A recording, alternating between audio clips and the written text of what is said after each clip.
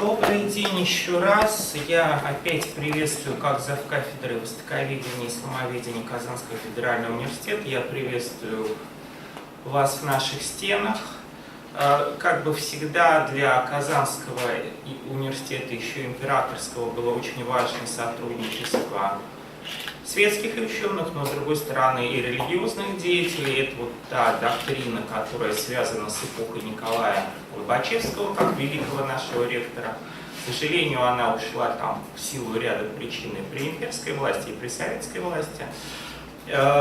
И в последние годы, когда у нас, например, в прошлом году был 5-й форум «Ислам в мультикультурном мире», там были представители как светских ученых во главе с Виталием Вячеславовичем Наукиным, там и целый ряд представителей религиозных кругов. Кстати, был Мухаддас Хазрат Бейбарсов, муфтий Саратовской области, соответственно. Был Ислам Хазрат Дашкин, да, ваш пензенский муфтий. Я думаю, эти направления мы будем продолжать. Это первый вводный момент. Второй момент, я хотел больше остановиться на, так сказать, на практических моментах. Очень важным прозвучал термин «вакф». Да? Я думаю, ни для кого нет великого секрета, что, так сказать, вся сфера, которая была связана с социалкой, это образование, здравоохранение, социальная сфера, это она финансировалась через систему вакфов, и в принципе нужно понять, что если мы возьмем и католическую Европу, если мы возьмем, соответственно, православную Россию, там в среднем та же самая норма, что чуть ли не четверть всех земель сельхозоборота, притом очень большое количество недвижимости в городе, оно шло на вакфные нужды. И когда вот стал вопрос про мечети, да, нужно понять, что было же два разных типа. Была там, например, огромная мечеть, я думаю, многие из вас были в комплексе Сулеймание, это практически город, да, и там огромная социальная сфера, то есть то, что касалось и больниц, и поликлиник, и там раздачи продовольствия, и, так сказать, и здесь действительно нужны были очень крупные вложения. Другое дело квартальная мечеть, махалинская мечеть, и, соответственно, там местное население помогало друг другу, но опять-таки вот есть блистательная книга Ольги Сухаревой, которая показывает, что если Махалинскую мечеть нужно было ремонтировать, особенно это касалось Бухары или, так сказать, какой-то крупное медресе, то понятно, что население Махали в это вкладываться не могло. Что произошло в России? Дело в том, что если мы возьмем законодательство ордынское, то эквивалентом вакфа является тархан. Тархан – это некая собственность, неотчуждаемая, термин алот, если такой есть, который и на религиозные, и на светские цели. Но если мы возьмем первый из московских кодексов, это судебник 1497 года, там черным по белому написано, что отменяется тарханная грамота. Есть версия, что, так сказать, были предреформационные настроения, они действительно были, что хотели ликвидировать не только мусульманскую собственность, но и монастырские вотчины, но было решение собора 1503 года, что монастырские вотчины не трогать. А если мы возьмем ситуацию в Казанском ханстве, это известный вариант, потому что Казанское ханство было присоединено по праву завоевания, то есть весь земельный массив Казанского ханства сразу был передан, так сказать, в руки российского государства. На самом деле то же самое будет проделано с башкирскими землями, потому что четко было сказано, что вот эта формула, там можем ее назвать византийская, что государство верховный собственник земель. Ситуация достаточно сильно стала отличаться только в эпоху Екатерины, потому что манифест о вольности дворянской – это восстановление частной собственности на землю. Между 1497 годом и 1762 годом вообще в России нет частной собственности на землю, это нужно очень четко понять. Вот мы говорим про аграрном обществе, и на самом деле Петр III делает многоходовку, он уничтожает секуляризацию церковных земель. Кстати, русская православная церковь, когда говорит, что земли ее это нонсенс, потому что в 1761 году все земли русской православной церкви отошли в госсобственность. И второе, появляется дворянство как некая группа, которая появляет частную собственность на земле. И уже ситуация Крым 1700 83 год – это признание вакфов. То же самая ситуация, когда вот то, что касается Дагестана, военно-народное правление – это юридическое признание вакфов. Кстати, ранее юридическое признание вакфов на территории Азербайджана из создания двух духовных правлений, суннитского и шиитского. Вакфы не признаются в степях, но вакфы, как известно, признаются в Туркестане, соответственно, ну и отдельно была Закаспийская область. И здесь оказалось, что вот и плюс еще какая параллельная политика, знаменитое событие 1740-х годов, когда было снесено 418 из 536 мечетей, и в городе Казани просто не было ни одной мечети, соответственно. И единственное, вот я буду выражать благодарность, да, если там, не знаю, насколько, так сказать, это на дискуссию, я буду просто выражать благодарность своим коллегам, прежде всего Денис Николаевич Денисов, который создал блистательные работы по мусульманам вот бывшей Оренбургской губернии. Они разделены как бы две книги. Есть Оренбургская область, есть Челябинская область. И он четко показывает, к счастью, Оренбургские архивы сохранились, что в Каргале идет восстановление именно вакуфной собственности. И по сути, кто это делает? Это делают среднеазиатские купцы, бухарцы, которые вкладываются в эту мечеть, и они понимают, что мечеть нужно содержать. Потому что одно дело, мы можем, так сказать, опять-таки, я себя рассматриваю целиком как светского ученого, там кто-то знает, кто-то нет, вот, но нужны деньги. И, так сказать, одно дело мечеть создать, вы сами знаете, опять-таки эта тема прозвучала, да, мечеть построили, но где-то мечети не содержатся, проблема с коммуналкой, проблема с обеспечением, те же самые проблемы были. Опять-таки 1788 год очень четко нужно понять, государство не воссоздает вакуфную собственность. И тут появляются какие возможные варианты. Первый вариант, и, так сказать, он очень четко виден, это Ибрагим Хучаши, первый ахун Казани, притом это легендарная фигура, потому что он там был больше третий ахуном Казани, он начал при Екатерине II и умер в первый год правления Николая I, это 1793-1826 год. Вот, к счастью, ему построили мечеть, как известно, первые две мечети Казани, хотя они носят название как бы по именам людей, но они были построены именно, так сказать, вот вторая мечеть Апанаевская, это Султан Галиев прежде всего, но он быстро скончался, нижегородцы вспоминают, а почему нет доски в честь Султана Галиева, Якуба. А первая мечеть действительно вот та самая формула, что вот все более-менее обеспеченные люди вот эту мечеть построили. Вот. И получает эту мечеть, но он сам купец, он строит медресе, и у него есть деньги это содержать.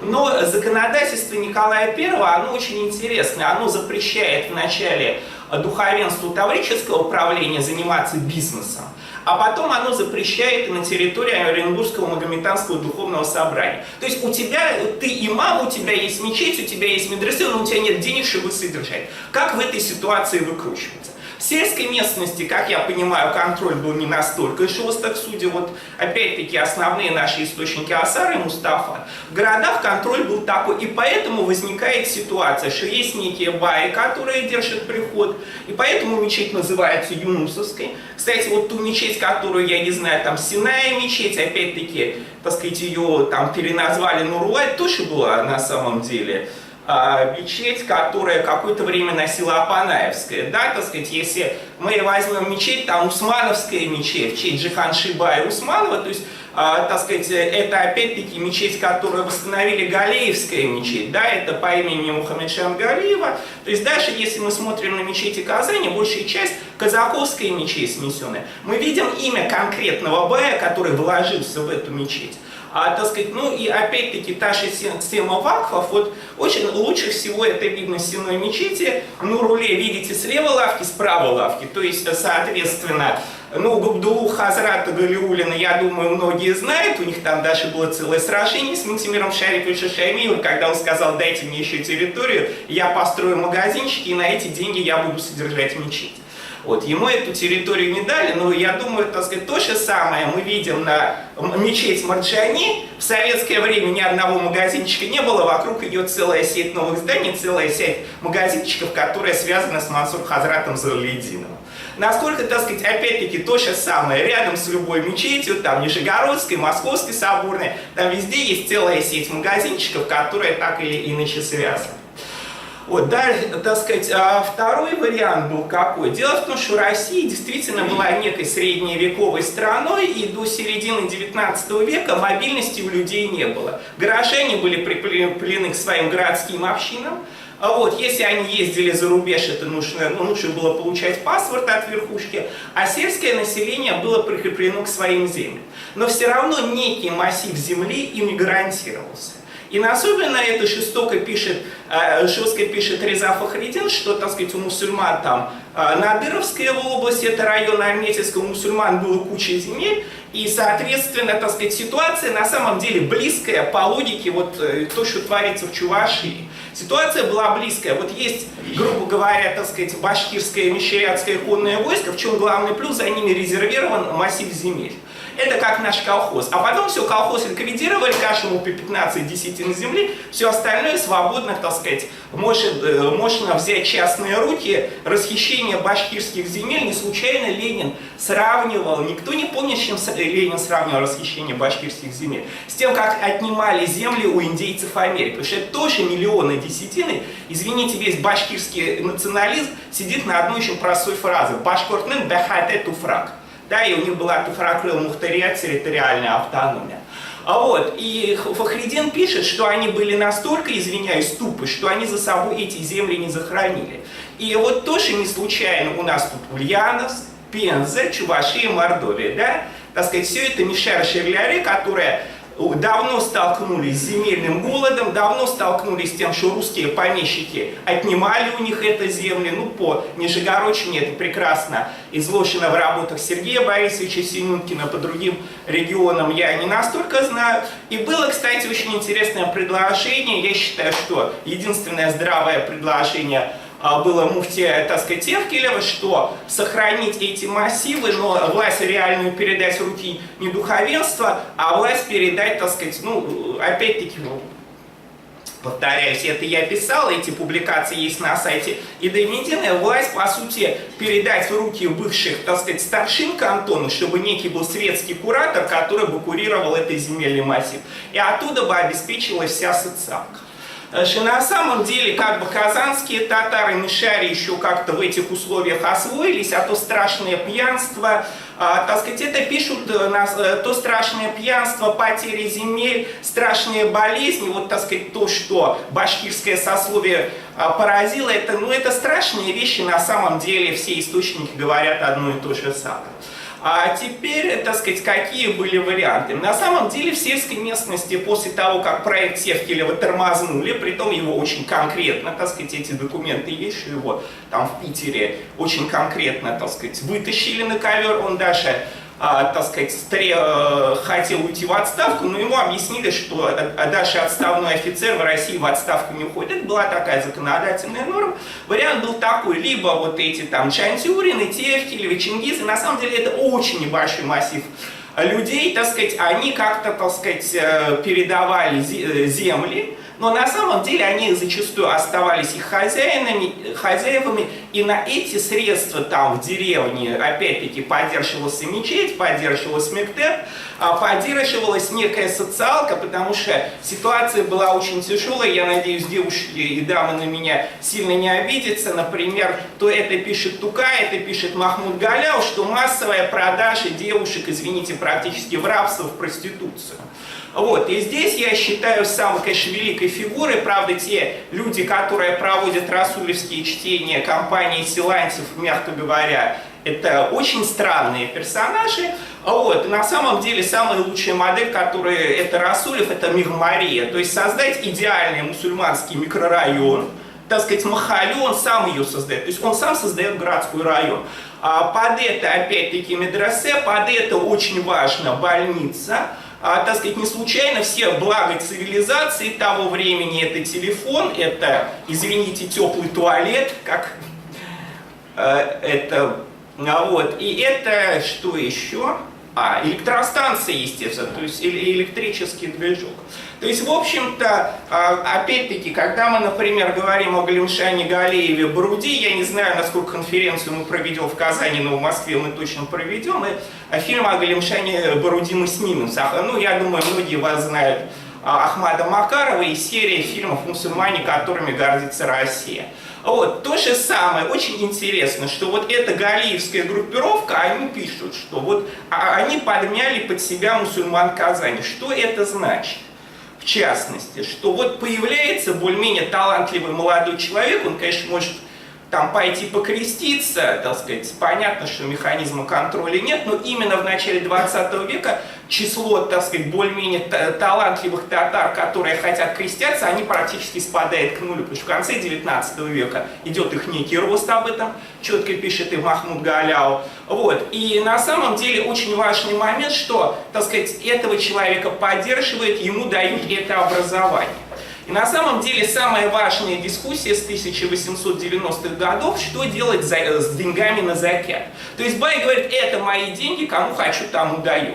Опять-таки Махмуд Галяу блистательно показывает, вот умирает какой-то человек, и шакирды там получают такую-то долю на его похорон.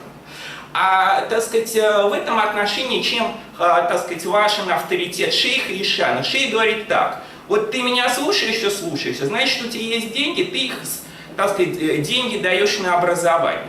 Та же самая кампания, она разворачивается прежде всего в годы Первой русской революции. И здесь ключевую роль играл Габдулла Буби, который четко говорит, что вот деньги закята, так сказать, от закята должны даваться прежде всего на образование, но и на решение социальных вопросов. Извините, если у человека есть образование, он может себе найти более-менее нормальную работу и, значит, не пойдет, извините, ни в алкаши, ни в прости Господи. И обратите внимание очень четко, что когда мы говорим о первой мощной школе для девочек, которая формировала учительниц, это было именно медресе Буби. И вот самое, пожалуй, важное, когда меня спрашивают, самое важное, что было в тех детях, они, вот, я не буду, на самом деле я этой тематикой занимался, вот есть книга и про Мусуак Едирзаде, вот, и есть там Пагдыр Галямов и Исханова, это все стоит читать. Я все-таки, поскольку посмотрел тематику, и многих из вас, как бы, я знаю не первый год, просто я пытаюсь объяснить, как там эта система работала. И на самом деле, если бы российские власти признали автономию мусульман, вот, религиозную автономию, кадеты и первая Госдума была готова признать, сразу бы появлялась вакфная система, сразу бы эта система контроля Раис аль-Улама был бы всероссийским постом. Соответственно, под ним было бы 5 духовных управлений. Если взять территорию нынешней России, это вот 2 оставшихся, это Крымское, Таврическое и Оренбургское, ну и плюс создавалось духовное управление на Северном Кавказе. У вас основным инициатором был Сайфулла Кади Башлар. По-моему, вы тоже были на конференции в честь Сайфуллы Кади, да? В Махачкале, да, спасибо. Вот мы как раз эту тему, помните, обсуждали. Максуд Хаджи еще был жив. Много кто был жив, Саид Эфенди был еще жив.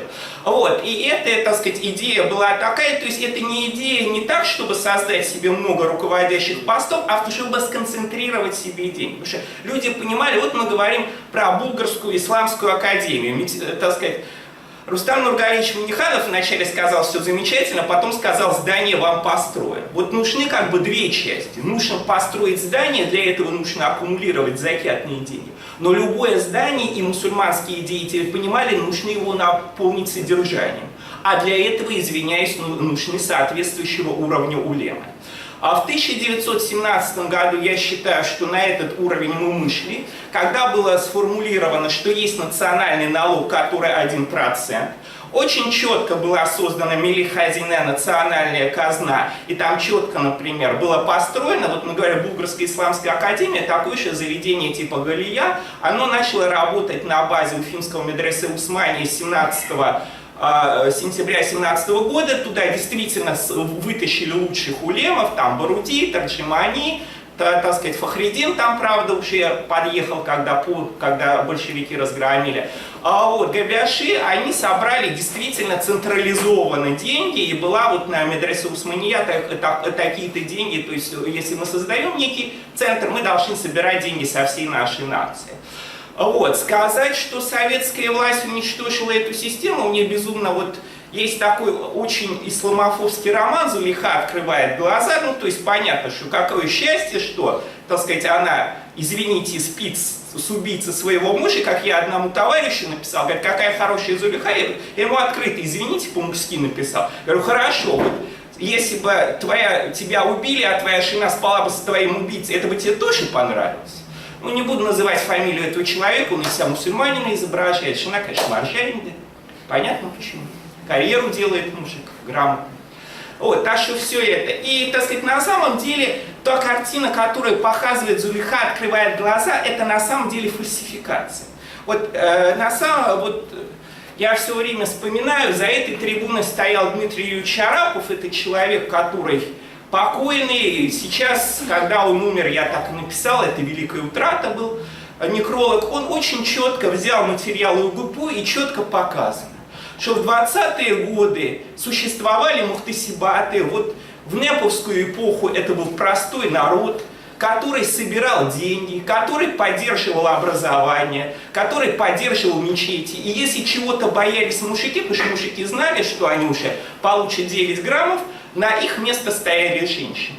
И опять-таки вот эта великая фигура Мухлиса Буби, я считаю, что вот создали против нее пьесу «Ля Пьерат», и там много чего преступного делается. Вот буквально месяц назад была лекция здесь моей жены, которая сказала, что тот образ имамов, который продуцируется, и та картинка, так сказать, это на самом деле это поклеп на махалю, на имамов, и извините, уже пора вот так вот давать по рукам. Да, так сказать, это обидно и досадно, когда приезжают гости, смотрят на Зангершали и говорят, а что, говорит, у вас времена Советского Союза еще не кончились? Казалава Зархи Комите. Надеюсь, всем понятно.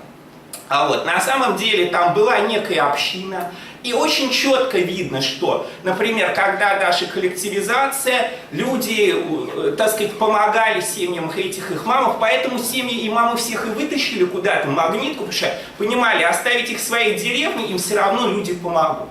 Вот. И очень интересно, так сказать, 27-й год, 10 лет октября, вот этот реальный Сабинский район, ведь клевета Гузель Яхиной, это деревня в Сабинском районе, это клевета лично на президента Татарстана. А на самом деле 27-й год пишется так, что как в Сабинском районе мусульманский образ был в досоветские времена, он еще только укрепился, потому что нет слишком бедных, нет слишком богатых. И вот каждый знает, вот возвращаясь к закяту, что каждый отдает во имя этого. Последний, когда раз был закят, и когда его уничтожили, тоже это очень интересно. «Ислам и советское государство», вот это издательство Маршани, я считаю, что это великий трехтомник, и вот, так сказать, за кого нужно читать дуа, за таких людей, как Дмитрий Юрьевич Арапов, да, так сказать. Вот, и это действительно для нас страшная утрата. Он показывает, что вот поставили муфти сына Зайнулу Расули, Габдрахмана Расули, и, как я говорю, у нас было 3 великих муфтия: Галимшан Баруди, Реза Фахриддин и Габдрахман Расули. И каждый, кто против этих муфтиев идет, извините, сразу нужно давать по рукам. И давать надо жестоко. Понимаете, вот я тихий, мирный, кто меня знает, я вот всех их люблю, потому что альтернатива, либо тот, кто идет против этих муфтиев, значит, что он на стороне, вот по большому счету, ваххабитов и прочей нечисти. А с ними надо бороться, и как вот мы должны бороться с этой нечистью, так мы должны бороться за честь этих муфтий. И вот представьте, 1936 год, страшная ситуация, все равно его не арестовали, он поддерживает контакты. И пишется, что у него есть как минимум 900 общин, и пишется, что вот в той же мечети Марджани, в других мечетях есть некие фонды, которые для семей имамов, для семей тех, кто плох. Потому что война, она тоже была интересна. Кто-то же во время войны разбогател, а на самом деле, так сказать, мусульмане в сложной ситуации, они торговать умели. И вот, так сказать, только уже при муфтии Шакире Хиелидиновой в 50-е годы, я думаю, основная причина и Хиелидинов, и то, что при Хрущеве жизнь стала лучше, так сказать, вот. эта система распалась. Но вот эта система взаимной помощи, я повторяюсь, она существует как минимум до 50-го года по системе взаимных источников. Я не говорю про Северный Кавказ, вот, к сожалению, там тоже пошла какая-то волна антиджихадистская, там против Сайфуллы Кади Башларова пошла. Но есть очень интересные работы, например, об отчислении закята с колхозного урожая. Я просто говорю, что было на татарских территориях. Вот, и эту традицию, ну как сказать, да, и последнее, кого я хочу упомянуть, это вот, ну действительно тоже, я считаю, выдающийся человек. Вот вы представьте, самый расцвет застойной эпохи. И вот его единственное спасло, что Файзи Газизуллин, Улага Шукер Сянсау, 23-го года рождения. Вот, профессор, фронтовик, он пишет, называется, естественно, книга по-советски «Дорогой к правде». А подзаголовок такой: «Социально-экономические интересы классов и татарская экономическая литература 1880-1917 годов».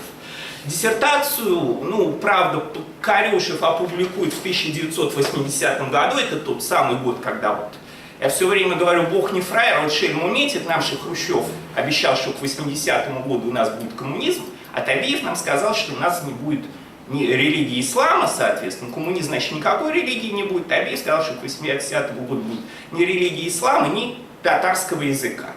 И вот там долго рассказывать не буду, и вот все-таки, так сказать, я опять-таки повторяюсь, если кому-то, ну, с кем-то коммуницирую, с кем-то нет, вот, так сказать, эти работы нужно издавать, но, по крайней мере, вот понимание, то, что творилось в Российской империи, это работы Дмитрия Юрьевича Арапова, то, что касается татарской экономической мысли, это работы Файзи Газизовича Загидуллина, то есть основа у нас некая есть. Другое дело, я понимаю, нужно ее как-то популяризировать, но здесь уже как бы вопрос к вам, потому что одно дело писать исторические тексты, другое дело, так сказать, вот эти некие кейс-стадис, когда вы рассказываете о том, как работает система вашей общины. Вот если бы это бы соединить, там, для меня даже не принципиально важно, там, так сказать, в Казани, в Москве пока у нас, к счастью, очень здравые отношения, прежде всего, с Дамир Хазратом Мухидином, с Издательским домом Медина. Сейчас у нас уже тихонечко мы выходим на продукты Москвы и Казани. Просто людям лучше рассказывать, как это существует. Потому что, как я понимаю, у нас будет кейс-стадия 3 регионов, но мусульманские общины в скольки? 86 регионах России зарегистрированы. Из серии Рахмат Бекзор, Ихтибар Алексеевич. Большое спасибо, очень содержательный доклад.